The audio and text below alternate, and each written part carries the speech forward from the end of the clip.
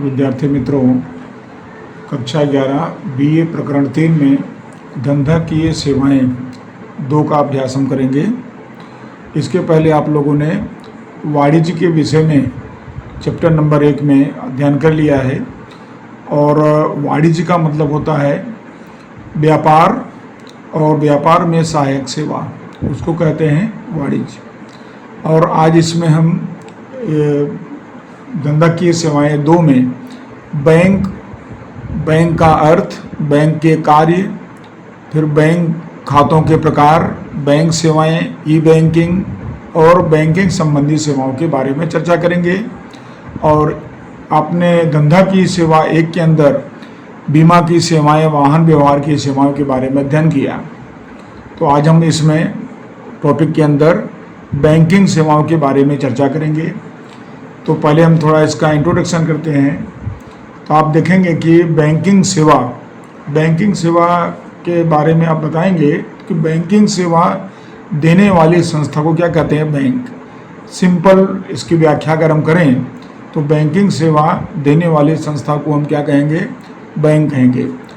और अगर हम वर्तमान समय की बात करें तो वर्तमान समय में वाणिज्य का महत्व बढ़ता जा रहा है और वाणिज्य में व्यापार की प्रवृत्ति के उपरांत उसकी सहायता, उसकी सहायक सेवाओं में बैंकिंग का समावेश अधिक हो रहा है।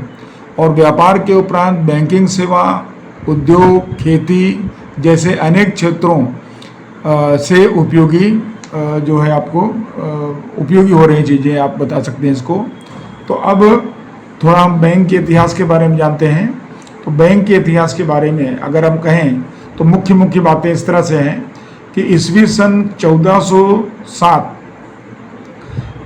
में सर्वप्रथम बैंक जिनीवा में प्रारंभ बैंक की गई थी। आप कह सकते हैं कि लगभग 600 वर्ष पहले जो है इसका उत्पत्ति बैंक की हो गई थी। प्राचीन समय में भी देखने को मिलता है।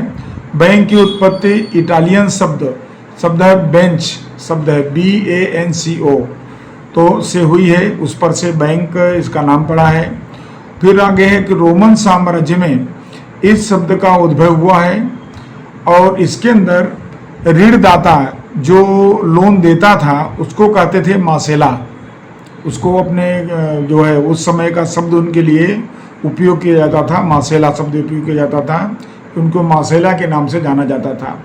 अब वो जो मासेला था वो क्या करता था कि वह एक बंद परिसर में एक बेंच रखता था और उस बेंच पर बैठ करके, जिसको यहाँ पर स्पेलिंग देखिए BANCU बेंच, तो ये बेंच पर वह जो बैठ करके यहाँ पर वो लेन देन करता था। कैसी लेन देन करता था, तो छोटी मोटी काम चलाऊ लेन देन करता था। तो इसी को बैंक कहा गया। तो ये चीज़ें प्राचीन समय में भी देखने को मिलती हैं कि बैंक का अस्तित्व तो प्राचीन समय में भी था। और इस तरह से बैंक का उद्भव हम इतिहास के रूप में जान सकते हैं कि 1407 में जिनीवा में प्रारंभ हुआ। इटालियन शब्द में बेंच शब्द से इसकी शुरुआत हुई। रोमन साम्राज्य में इस शब्द का उद्भव हुआ और ऋणदाता को क्या कहा जाता था, मासेला कहा जाता था, इनके नाम से जाना जाता था, जो एक बंद परिसर में बेंच पर छोटी मोटी काम चलाऊ लेन देन करता था और उसी को बैंक के नाम से जाना गया। तो ये आपका बैंक का छोटा सा इतिहास के बारे में भी आप जान लीजिए। अब हम आगे बढ़ते हैं। अब आता है बैंक का अर्थ। अब अर्थ देखेंगे तो हमारे पास 2 तरह की परिभाषाएं उपलब्ध हैं। एक है RBI के द्वारा और दूसरी है सामान्य। RBI के द्वारा हम व्याख्या की बात करें तो मांगे जाने पर तुरंत, एक शब्द आप देखिए इसके अंदर, मैंने इसको अलग अलग भाग में बताने का प्रयास किया है। मांगे जाने पर तुरंत अथवा निर्धारित अवधि के अंत में 1 साल, 2 साल, 6 महीना, बराबर जो भी समय हो, उसके अंत में वापस करने की शर्त पर ऋण देने के उद्देश्य से बचतों को एकत्रित करने वाली संस्था को बैंक कहते हैं। इसका मतलब ये हुआ कि बैंक जो है ऐसी संस्था है कि जो लोगों के पास से बचत स्वीकार करती है और उनको मांगे जाने पर या निर्धारित समय पर तुरंत वापस कर देती है। इसीलिए तो लोगों का विश्वास रहता है ना कि मेरा पैसा बैंक में है तो सुरक्षित है और मैं जब चाहूँगा मेरा पैसा तुरंत मिल जाएगा। तो वो विश्वास का संपादन बैंक करती है। इसके अलावा बैंक क्या करती है कि ऋण देने के उद्देश्य से कंपनी जो बैंक है वह लोगों की बचत को लेकर के इकट्ठा करके और बाद में क्या करती है, वह उस बचत को ऋण के रूप में, लोन के रूप में लोगों को भुगतान करती है, पेमेंट करती है, उसको दे देती है। तो इस तरह से ऐसी संस्था को हम क्या कहेंगे, ऐसी संस्था को हम बैंक कहेंगे। तो अब इसके बाद दूसरी परिभाषा, सामान्य परिभाषा है, बैंकिंग से सेवा देने वाली संस्था अर्थात बैंक। जो संस्था बैंकिंग की सेवा करे उसे हम क्या कहेंगे, बैंक कहेंगे। तो आपने देखा बैंक का अर्थ। आगे बढ़ते हैं।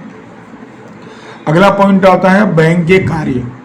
अब बैंक के कार्य आप देखेंगे तो इसके अंदर देखा जाए तो इसके दो कार्य बताए गए हैं। एक है जमा राशि स्वीकार करना, लोगों के पास से बचत के रूप में जो पैसे बचे उनको स्वीकार करना, और दूसरा काम उसका है विनियोग करना या ऋण देना या लोन देना और उससे ब्याज कमाना, और वो ब्याज कमा कर थोड़ा ब्याज जमा स्वीकार करने वालों को भी चुकाना। इसके पहले हम देखते हैं कि बैंक के मुख्य कार्य क्या है। तो उसके हम दो विभाजन करेंगे, मुख्य कार्य और गौण कार्य। तो पहले हम समझते हैं मुख्य कार्य। अब बैंक के मुख्य कार्य में आप समझेंगे तो सबसे पहला है बचत स्वीकार करना। बचत स्वीकार करना में आपको समझना है कि बचत राशि देने वाले को ब्याज का भुगतान करना होता है।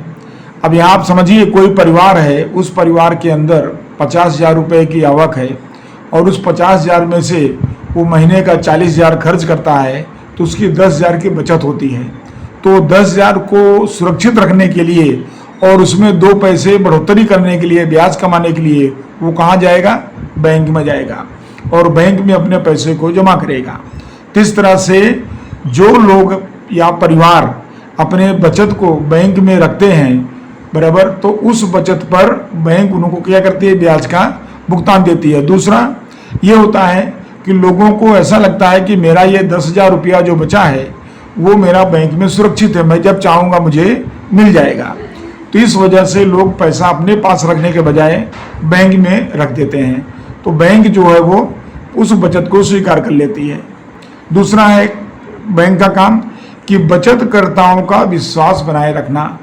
जब भी बचतकर्ता बैंक में आए कि भाई मेरा पेमेंट कर दो, मुझे ज़रूरत है, तो बैंक तुरंत उसको पेमेंट कर देती है, उसके लिए कभी भी आनाकानी नहीं करती है। तो इससे क्या होता है कि बचतकर्ताओं का विश्वास बैंक पे बढ़ता है और वो अधिक से अधिक बचत बैंक में रखने का प्रयत्न भी करता है। और इसी पॉइंट में आपको समझाना है कि बैंक बचत स्वीकार करने के तरीके 4 हैं बैंक द्वारा। पहला है वो बचत खाते द्वारा, जिसको हम बोलते हैं सेविंग्स अकाउंट। तो बचत खाता खुलवा करके छोटी छोटी बचत आप अपनी बैंक में जमा कर सकते हैं। दूसरा है चालू खाता, जैसे व्यापारी वर्ग है, व्यापारी वर्ग को रोज लेन देन करना पड़ता है, तो रोज लेन देन करने के लिए वह क्या खुलवाता है, चालू खाता खुलवाता है। तो बैंक चालू खाता के रूप में बचत स्वीकार करती है, इस पर ब्याज ना के बराबर होता है।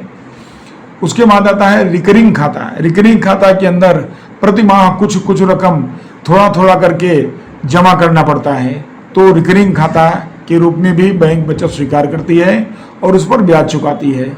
और चौथा प्रकार है एफडी, फिक्स डिपॉजिट, हिंदी में कहेंगे सावधि जमा। 4 वर्ष के लिए फिक्स करना, 1 वर्ष के लिए फिक्स करना, 5 वर्ष के लिए फिक्स करना। तो ये समय होता है, आप जितने समय के लिए फिक्स करेंगे उतने समय में ही आपको पेमेंट मिलेगा। 5 वर्ष के लिए फिक्स कर दिए तो आपका पैसा 5 वर्ष बाद मिल जाएगा और ब्याज के साथ मिलेगा। तो आप इस तरह से देखें कि मुख्य कार्य में पहला है बचत स्वीकार करना।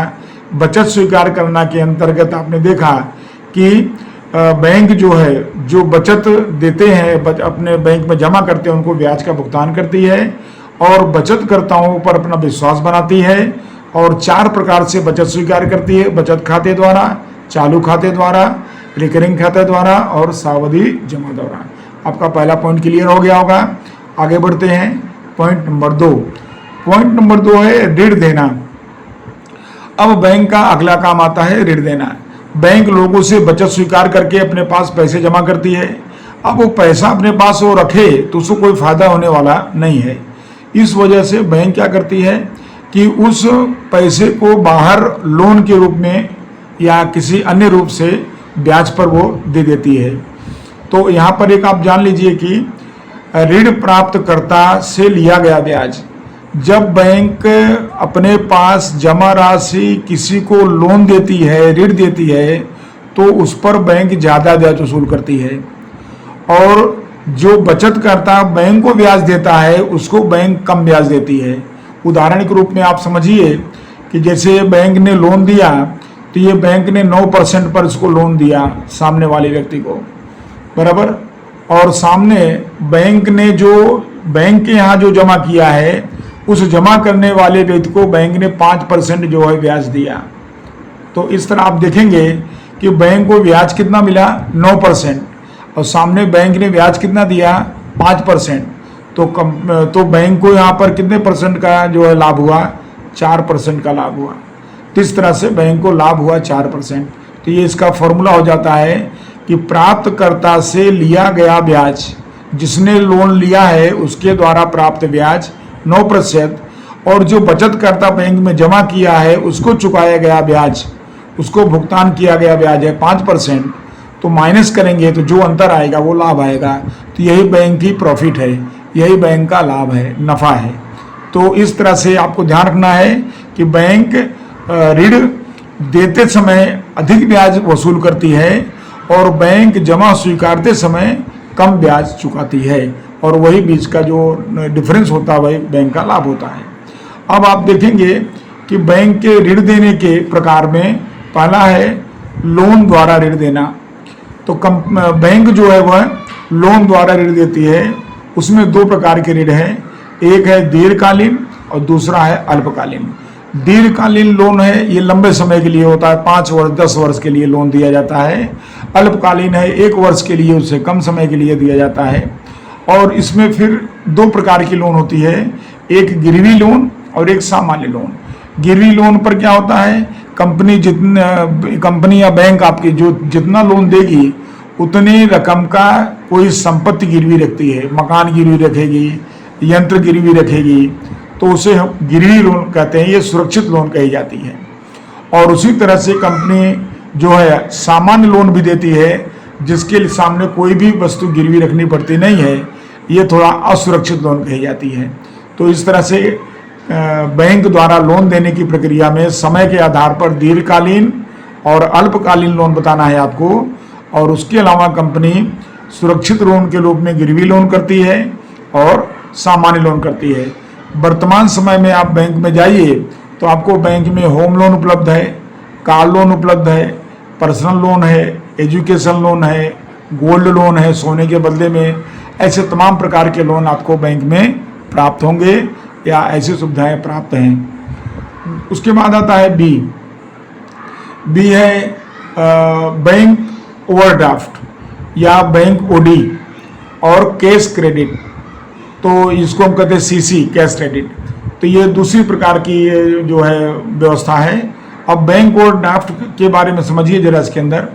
तो इसके अंदर आपको ये समझना है कि चालू खाता जो होगा जिस व्यक्ति का, सेविंग्स अकाउंट नहीं, चालू खाता धारक को अल्प समय के लिए या कम समय के लिए, जिसमें 45 दिन या 50 दिन का समय हो सकता है, तो इतने समय के लिए अगर बैंक उसके जमा रकम से अधिक रकम निकालने की सुविधा देती है तो उसे क्या कहा जाएगा, उसे कहा जाएगा ओवरड्राफ्ट। जैसे इसमें व्यापारी का बैंक के अंदर 4 लाख रुपया जमा है, व्यापारी का बैंक में कितना जमा है, 4 लाख जमा है, और बैंक उसे 10 लाख निकालने की छूट देती है या 10 लाख पेमेंट करने की छूट देती है।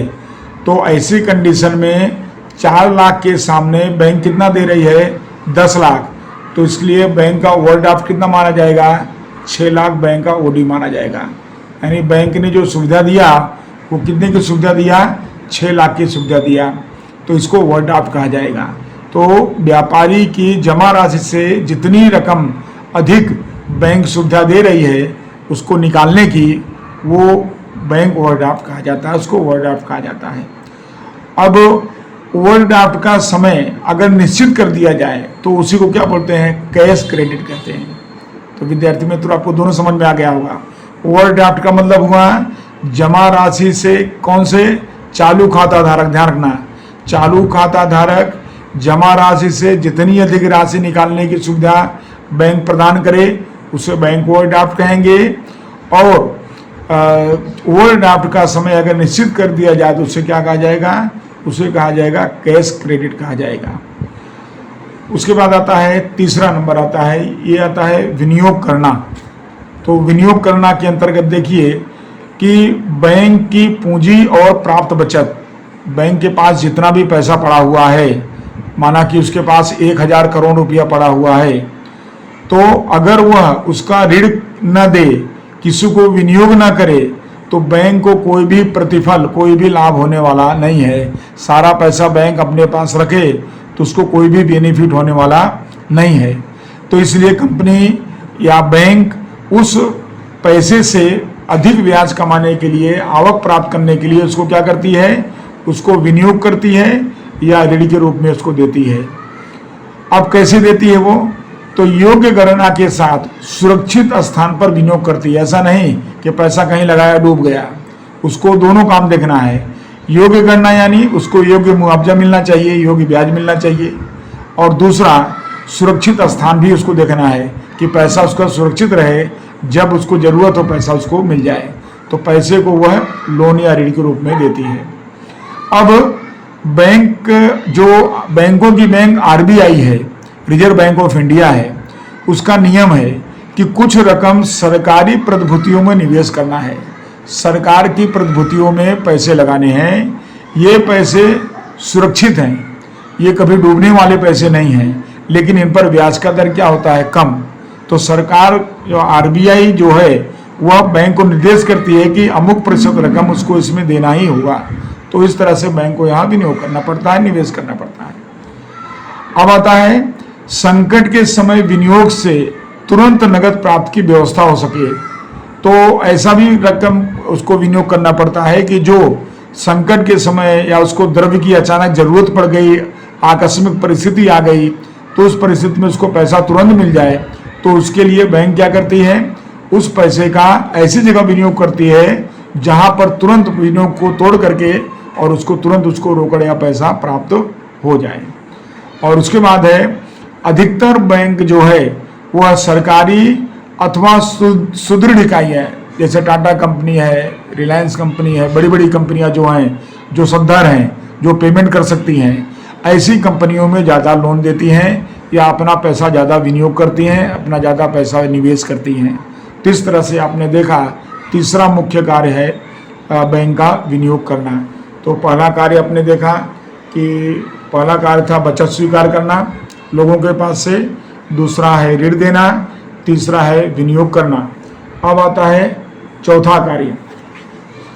चौथे कार्य के अंतर्गत आप देखेंगे तो चौथा कार्य इसका है कंपनी का अंतर बैंकिंग व्यवहार करना। समझिए इसको ध्यान से, अंतर बैंकिंग कार्य करना।